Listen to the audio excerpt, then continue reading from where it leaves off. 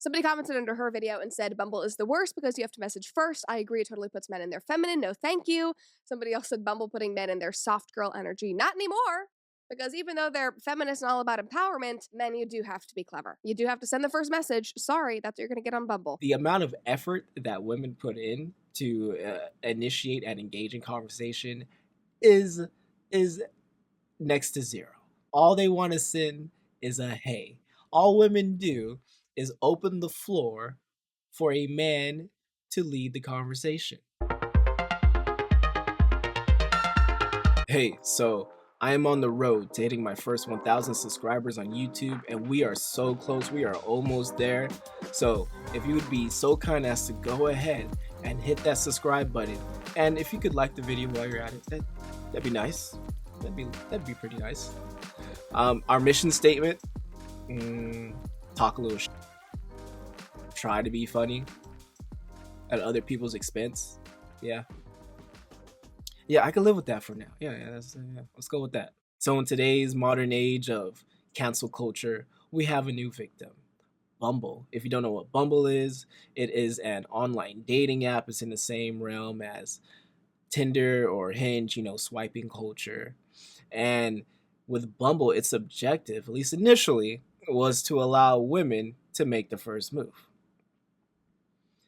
It was encouraged by the whole women's empowerment movement. Let's have women be in control of their fate, lead the conversation, yada yada. And that wasn't popular for very long. I mean, the amount of effort that women put in to initiate and engage in conversation is next to zero. Next to zero. All they want to send is a hey. All women do is open the floor for a man to lead the conversation. It just backfired in their faces. Bumble is living proof that women, no matter how much they feel like boss babes, no matter how empowered they feel like, no matter how much they want to be considered men or be acknowledged that they can do anything that men do, they still don't want to be men themselves.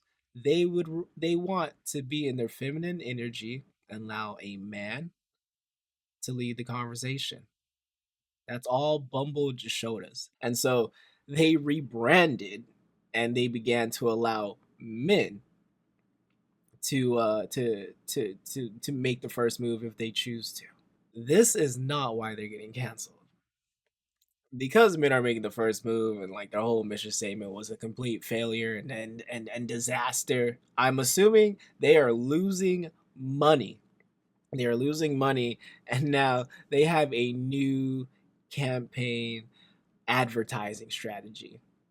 Here it is. So in an attempt, I think, to repair the damage done by their stupid rebrand, or maybe just to lean in further, which was idiotic in the first place, they posted these billboards around America. You know full well a vow of celibacy is not the answer. Here's another one: thou shalt not give up on dating and become a nun. And paired with these billboards was a now deleted video that we watched in our latest episode. And basically the premise of the ad was that there's a girl, she's tired of dating, she's fed up, she goes, oh, screw it, I'm going to be celibate, I'm going to become a nun, I'm going to be married to God. So she rides off into the sunset and joins a convent. But that alone does not stifle her desire for the male specimen, and she keeps staring at the hot, shirtless gardener that's working next door. Now, one of the other nuns notices that she has a desire for this very attractive gardener, secretly shows her Bumble, like slides it under her pillow, is like, there's another answer, you don't have to be a nun. And then Wait. What's the other answer? To be a whore? Let's really dissect this ad real quick. What is a nun? A nun is a prude, at least in the eyes of society. Nuns make a vow to God, whatever religious belief, to themselves, to abstain from sex. That's the whole point of being a nun. Now, what's the opposite of a nun? A whore. That's what Bumble is encouraging women to be whores. Women are the nuns who are saying, you know what, I'm done with online dating. I can't do it anymore. This is too frustrating. It's too much of a headache. If I get one more unsolicited dick pic, I'm going to go mad. So no more dating apps. I don't need that much attention. I don't need I don't need that much male validation. I don't need that so much access to me. Let me be celibate. Let me take a break from dating. Let me try to do things naturally. However, Bumble's like, bump that. We're not trying to lose money, lose customers. If there are no women on the app, there are not going to be no greedy, simpy men paying for all the membership subscriptions on these apps. And sure enough, they're losing money because women are leaving. She escapes the convent and goes back to dating. And the ad was aesthetically pleasing. Like, it was interesting. It was well shot. It was very Handmaid's Tale-esque in a way. But, I talked about it in the last episode. It was interesting. But no one really understood it at the time. And paired with that letdown of a rebrand, people were just confused and pissed. And that only escalated when they saw those billboards. Somebody commented and said, watching Bumble become the thing it always said it wouldn't is a damn trip. Those celibacy billboards are crazy. Somebody else said, this is so revolting, it's beyond words. Delete Bumble and never use it. Everyone deleting Bumble for coming after celibacy instead of actually addressing the reasons none of us are dating wasn't something I had on my 2024 bingo card. They are mad. And it, of course, made its way to TikTok, which is where I saw the majority of this outrage. Just watch. Bumble, count your days. You really have billboards all over the city talking about a vow of celibacy is not the answer. So what is the answer? Giving it up to raggedy, undeserving men? At two, Bumble? For y'all to I be take an offense app to that's that. all about women making the first move, and now you're telling the women what move to make? Who came up with this idea? Who greenlit this campaign? I bet it was a man. And she's right. It is completely she's hypocritical because the premise of the app was women make the first move. Women are changing the landscape of dating. No, you changed nothing. And now you're actually asking men to make the first move and put in the effort. And you're not actually helping the dating landscape whatsoever by doing that.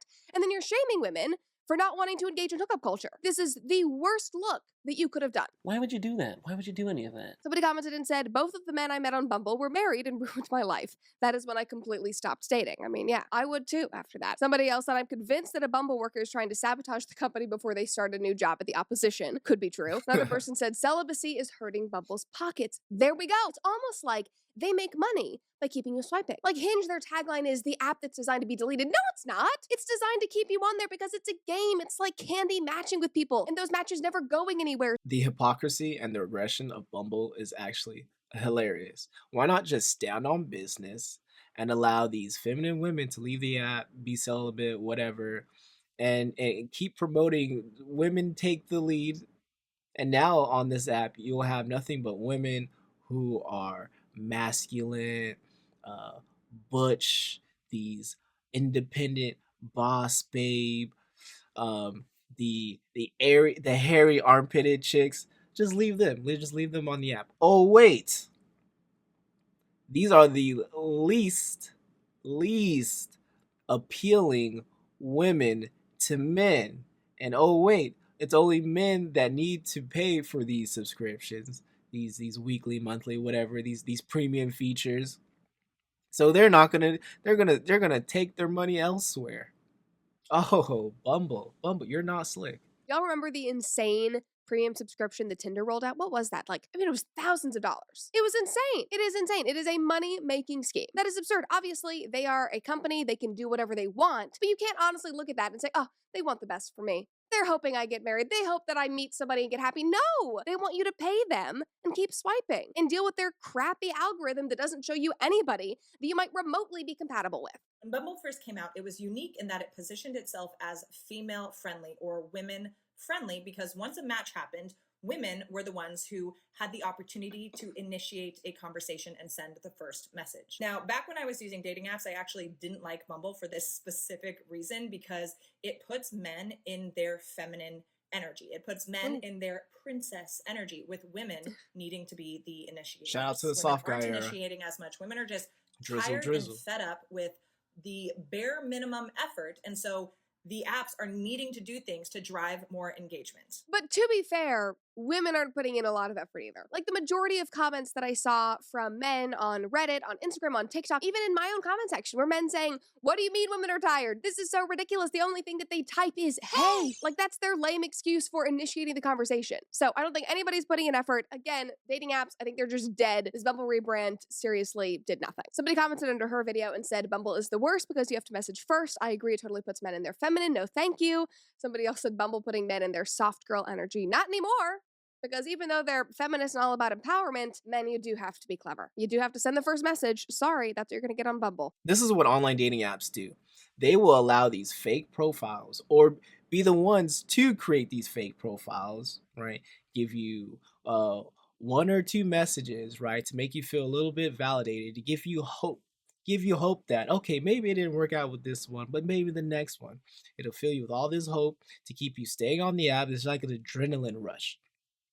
And then you're gonna realize that I don't know, out of the 50 people that you swipe today, because they restrict you on how many people you can swipe. Out of the 50 people, 46 of them were bots. I wish I was exaggerating, but all these fake profiles are so obvious, and they just allow it to be on the app. And so now you're encouraged to pay a premium membership. So yeah, you have access to more bots, not even real human beings, to more bots. That's all it is. It's just one big scam. It's a scam.